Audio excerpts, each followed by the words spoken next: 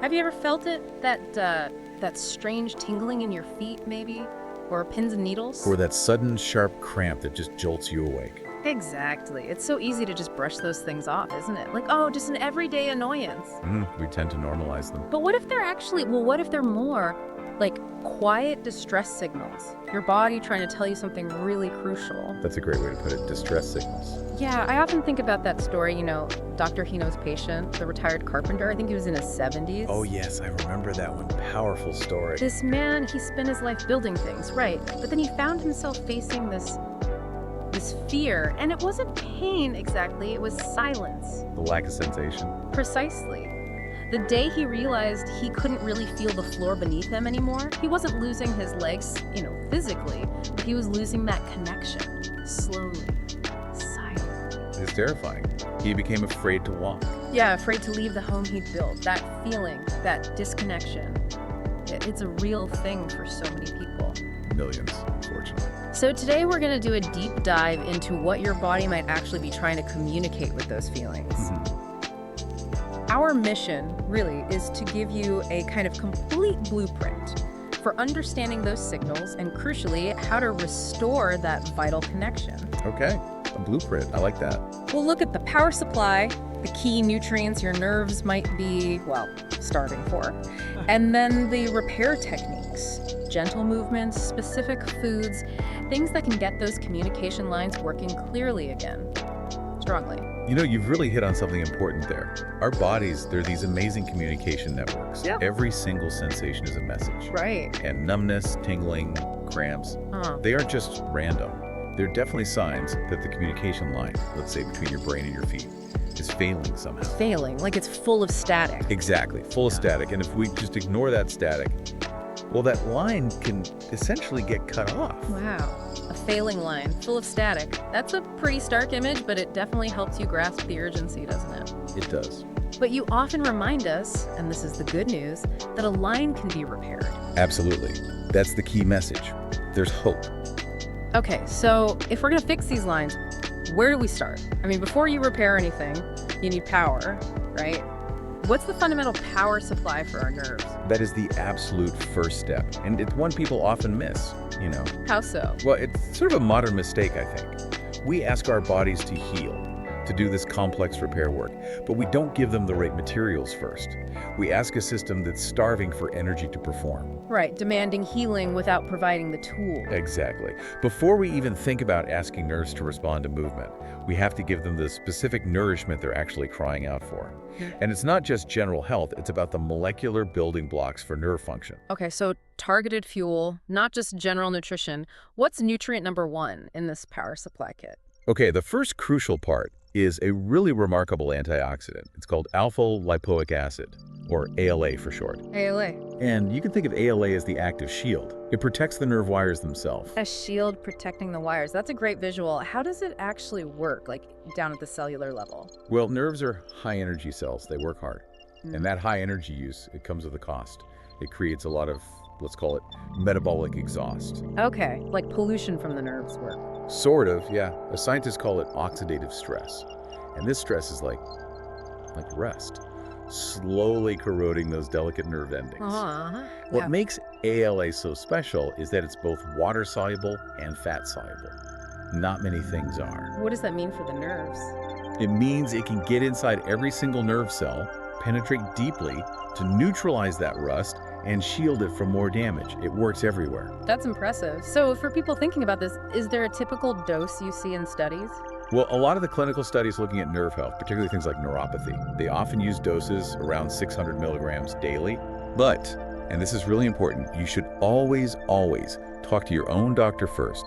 Make sure it's right for you. Figure out the correct dosage for your situation. Protecting what's there is step 1. Always check with your doctor. So we've got the shield, the ALA. What about the wires themselves? How do we insulate them? What's next for the power supply? Okay, that brings us straight to the second critical piece, the B complex vitamins. Specifically, B1, B6, and B12 are really key here. B vitamins, okay. So if ALA is the shield protecting the wire, these B vitamins are the essential insulation that coats the wire. Ah, the coating, like the rubber on an electrical cord. Exactly like that. Every nerve has this protective layer. It's called the myelin sheath. Myelin sheath, got it. And when that coating gets damaged or wears thin, the nerve signal can short out. And that's the zings, the tingles, the numbness. That's often what's happening, yes. Those signals aren't getting through cleanly. Vitamins B1, B6, and especially B12 are absolutely vital for keeping that myelin sheath healthy and intact. So they work together. They really do. They're a team, which is why often a good B complex formula is recommended rather than just taking one in isolation. You want that synergistic effect to keep the signals firing cleanly. That makes perfect sense. You need the shield and the insulation. It's a two-part system. And you know, what's often missed is that you really do need both working together. It's that synergy. Right. I remember a patient, Margaret, I think she was 72. She was incredibly diligent doing all these exercises for her neuropathy. Okay. But she was frustrated.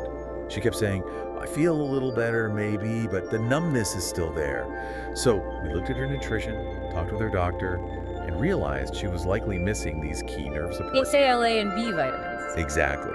So under her doctor's guidance, she started supplementing with both. About 2 months later, she came back beaming. She said, it's like a switch has been flipped. Now when I do my exercises, I can actually feel them working. Wow. That really shows it, doesn't it? You needed the power before the repair work could really take hold. Precisely. Fuel the system first.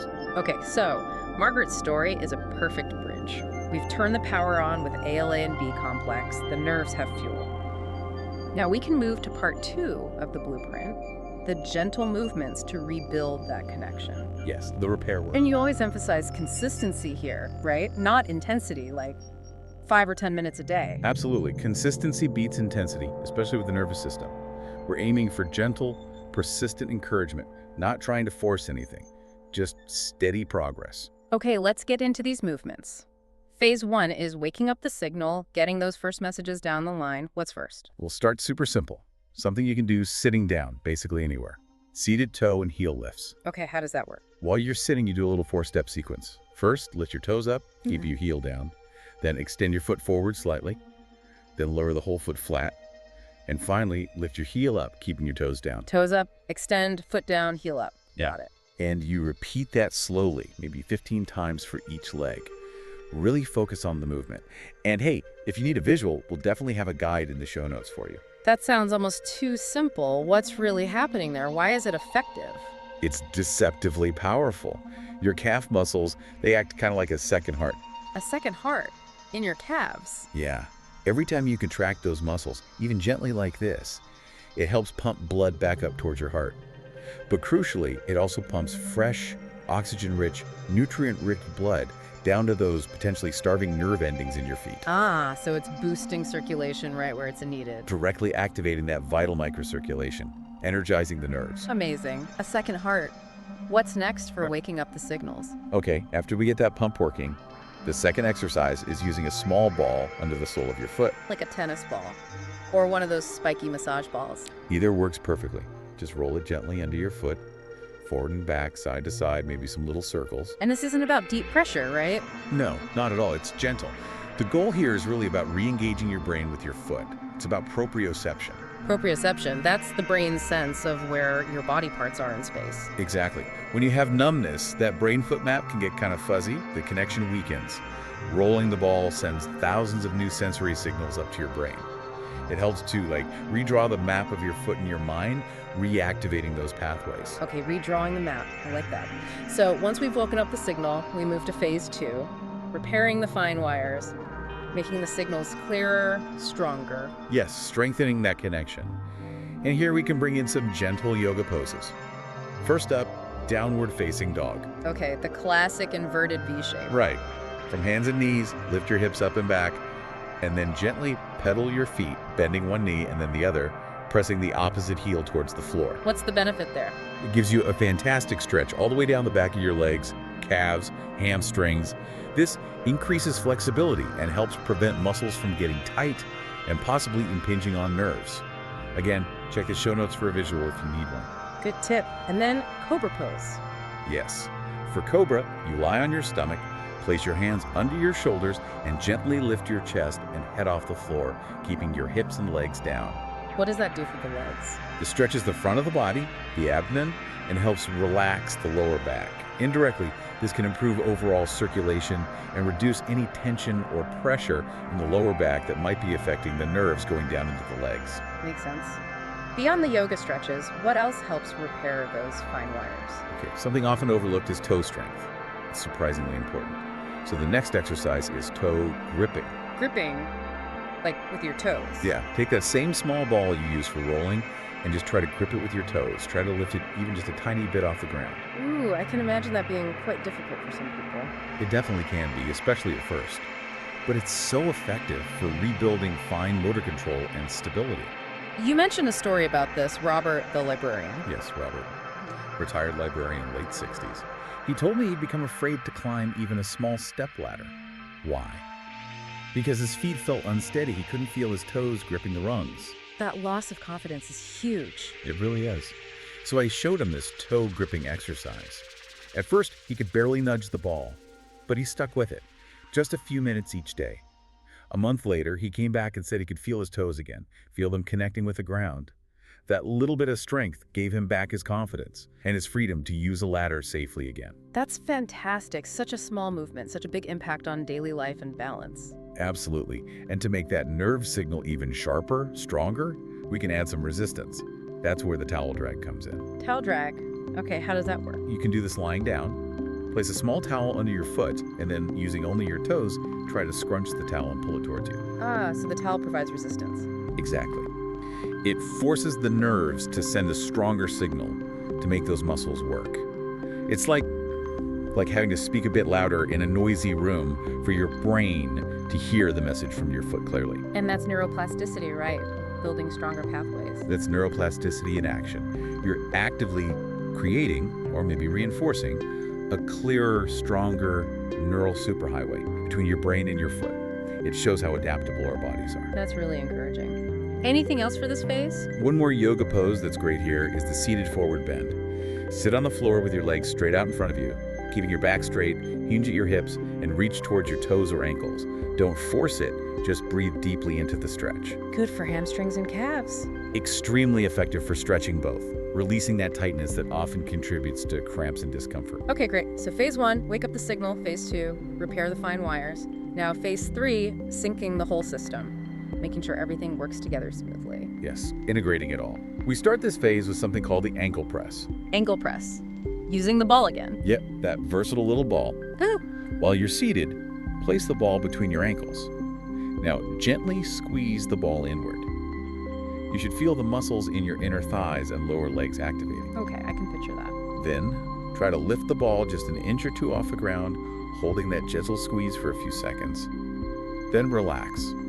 This sounds like it connects to that idea of the kinetic chain, how everything's linked. It's a perfect example. Yeah. Often, when there's numbness or weakness in the feet, people start overcompensating elsewhere, maybe using their hips more, which can lead to hip or back pain. You're right, the compensation pattern. This ankle press helps wake up those inner leg muscles and even engages the core slightly. It teaches the body to find its center again, to move more symmetrically, taking the strain off those overworked areas. It's like training balance from the inside out. Training balance from the inside out. Love that. What's next for syncing the system? Now we move to maybe the most gentle, but also perhaps the most profound movement in the whole sequence. Gentle foot rotation. How do we do that? Lie comfortably on your back. Stretch your whole body out long. Then simply rotate both feet outward so your toes point towards the opposite walls. Hold that gentle rotation for about 20 seconds. Then rotate them inward towards each other and hold again. Okay. That sounds very subtle. Is it just a stretch? It's more than just a stretch. It's actually a signal to your nervous system. A signal of what? A signal of safety. Think about it. When the body is dealing with chronic pain or imbalance or the fear of falling, it often adopts this state of constant low-level tension, like it's always braced for impact. Yeah, that makes sense. A guarded state. Exactly. And it's very hard for healing to happen when the body is stuck in that braced, guarded state. This gentle, supported rotation where you feel safe lying down, it tells the entire nervous system, from your toes all the way up your spine, it's okay. You are safe. You can let go now. Wow. That's actually a really powerful concept, letting the nervous system know it's safe to relax and heal. It really can be. I remember working with Eleanor, a woman in her 80s who'd been a dancer. She described her neuropathy not just as numbness, but as this constant feeling of being braced, always anticipating a fall. That must have been exhausting. Terribly. And for her, this simple foot rotation was the exercise that just brought tears to her eyes. She said it was the first time in years she felt like her whole body could finally exhale. That's beautiful. It shows how deep these connections run. And for those awful cramps that can strike, especially at night, you mentioned a simple stretch in bed. Yes, absolutely. If a cramp hits, or even as a preventative measure before sleep, just lie on your back, loop a towel around the ball of one foot, or use your hands if you can reach, and gently pull your foot towards your body, keeping the knee fairly straight. Feel the stretch in your calf. Hold for maybe 30 seconds. So immediate relief and also prevention. Exactly. Simple, accessible, and effective. Now, we've talked a lot about yoga poses today, and I know Dr. Anna Matthews often points out that yoga can be a bit of a double-edged sword with cramps, right? She makes an excellent point, yes. While yoga, done correctly, is incredibly beneficial for nerve health and preventing cramps. Because of the stretching, the circulation, the stress reduction. All of that, yes. But it can also trigger cramps if done improperly. How so? Things like holding intense poses for way too long, especially if you're not warmed up, or becoming dehydrated, which is a big risk in hot yoga classes particularly. Pushing too hard too fast. So mindfulness is key. Absolutely. Listen to your body, don't push into sharp pain, stay hydrated, warm up. When practiced mindfully, yoga is one of the most powerful tools we have. Okay, so we've covered the power supply, the nutrients, and the repair techniques, the movements. We've armed the nerves and started reconnecting the lines. But as we always seem to circle back to, there's the foundational role of food itself, isn't there? Always. Food is the foundation. And you mentioned that cramps and nerve issues can often be a message about electrolyte depletion maybe, or just general undernourishment? Very often, yes. The body is signaling a need, and some foods are just fantastic at naturally restoring that balance. They're truly medicinal. Let's talk about a few. You often mention avocados, especially compared to, say, bananas for potassium. What's the key difference there for nerve health? Well, avocados are potassium powerhouses, that's true. They actually have significantly more potassium than a banana, maybe close to 700 milligrams in half an avocado. Wow, more than a banana. Yeah, but crucially, they deliver that potassium without the big sugar spike you get from a banana. That stable blood sugar is really important. Why is stable blood sugar so key for cramps and nerve issues? Because fluctuations, especially dips in blood sugar overnight, can be a major trigger for leg cramps. The healthy fats in avocado also help stabilize blood sugar, reduce inflammation, nourish the heart, and help you absorb fat-soluble vitamins like A, E, and A. Plus, they have B vitamins and folate too. So they're doing a lot. How much should we aim for? Even just half an avocado a day can make a difference. Keep it simple, maybe with a sprinkle of sea salt and olive oil, blended into a smoothie, or sliced onto a salad. Just maybe avoid deep frying it or loading it with sugary things. Good advice. Okay, next up, sweet potatoes. Another one you highlight for natural electrolyte restoration. Oh, sweet potatoes are fantastic. Don't underestimate them. They're packed with magnesium, potassium, and calcium. The big three minerals for muscles and nerves. Exactly. Those three are arguably most responsible for keeping your muscles contracting smoothly, your nerves firing correctly, and your body stable, especially as we get older. And sweet potatoes deliver them in this beautiful natural harmony. And they're better than, say, regular potatoes in some ways. They provide complex carbohydrates, so you get sustained energy without the sharp blood sugar spikes you might get from more refined carbs or even white potatoes sometimes. They have a lower glycemic index. Sustained energy for the nerves. Right. Plus, they help replenish glycogen stores in muscles. They have anti-inflammatory compounds. They're rich in beta-carotene for eye, skin, and immune health. And they've got great natural fiber for your gut. How should we prepare them? Steaming, roasting, or baking are probably best to preserve nutrients. You can enhance them simply with olive oil and sea salt, or mash them with a little turmeric and black pepper for an extra anti-inflammatory boost. Maybe aim for 3 or 4 servings a week. Sounds delicious and doable. Okay, one more food. Pumpkin seeds or pepitas. You call them a cramp-fighting super snack. They really are incredible, especially for magnesium. Just 1 ounce, like a small handful, can give you up to 40% of your daily magnesium needs. 40% in 1 ounce. Wow. And it's a form that's really well absorbed by the body, which is key.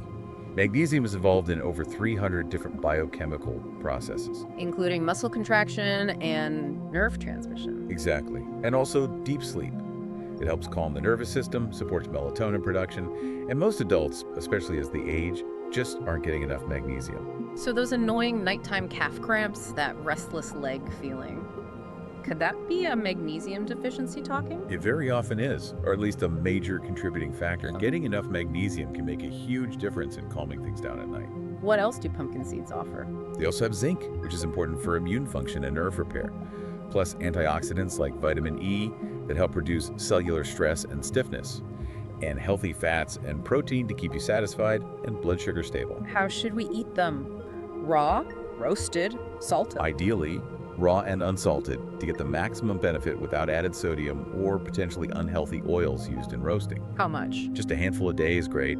Sprinkle them on oatmeal, yogurt, salads, or just eat them as a snack. Maybe pair them with a small piece of fruit or a square of dark chocolate for balanced energy. Just try to avoid the preseason ones. Great tips. So it really becomes clear when you put it all together. You have the targeted movements, the yoga, combined with these specific nutrient-dense foods like avocados, sweet potatoes, pumpkin seeds, maybe adding spinach, almonds, dark chocolate too for more magnesium. It creates this really powerful, holistic approach. Exactly. You're supporting the system from multiple angles. You're giving it the building blocks and the instructions, the movements to repair itself. It really comes back to listening, doesn't it? Learning to listen again. It does. Your body is always speaking to you. That little tingle, that moment of feeling unsteady, the brief sensation, the ground isn't quite solid. Those are the whispers. We learn to ignore them, right? Just part of getting older. We do. But a whisper that's ignored, Yeah. eventually it can become a scream. Pain, serious imbalance falls. So this deep dive, it's really been about offering tools, tangible tools, not just ideas. Tools to help you hear those whispers again, and maybe more importantly, to respond. To tell your body, okay, I hear you, and I'm here to help. That's where the healing starts. And that healing, it begins right where you are, in your choices, in your kitchen, on your plate, in those few minutes of gentle movement each day. It's not about searching for some magic bullet.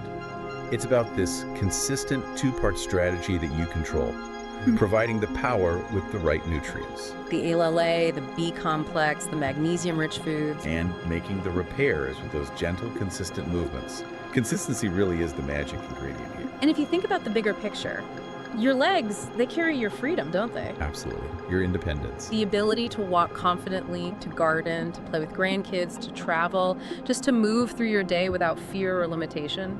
When your legs suffer, that freedom starts to shrink. It really does impact quality of life profoundly. So this isn't really about chasing youth. It's about preserving mobility, preserving that quality of life, preserving your independence. So maybe a final thought for everyone listening. After hearing all this, what gives you the most hope? What's one small thing, maybe one nutrient, one exercise, one food that you feel you could try to start reconnecting with your body and reclaiming some of that freedom? That's a great question to ponder. And just a reminder, of course, that everything we've discussed today is for educational purposes. Please always speak with your personal physician or another qualified healthcare provider before starting any new exercise regimen or taking new supplements. Make sure it's safe and appropriate for your unique health situation. Excellent point. Always personalize it with your trusted healthcare provider.